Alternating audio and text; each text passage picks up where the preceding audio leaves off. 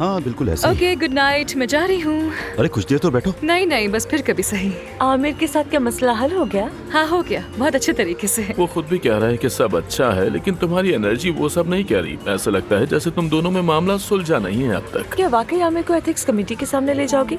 नहीं, मैंने जो सुना है उसके मुताबिक काया साहब और बोर्ड ऑफ डायरेक्टर्स चाहते हैं कि कंपनी का इजलास हो। लेकिन मैं नहीं चाहती हूँ। ऐसे हालात में सरबराह होने की हैसियत से तुम्हें इजलास बुलाना चाहिए। मालूम है, लेकिन तुम अपने पार्टनर को शर्मिंदा नहीं करना चाहती। अब तुम्हें साबित करना है कि तुम बॉस हो या फिर एक अच्छी पार्टनर। अगर तुम होते तो क्या करते? अगर मैं होता तो सरबराह की हैसियत से जो करना लाजमी है वो करता, लेकिन मैं सरबराह नहीं हूँ।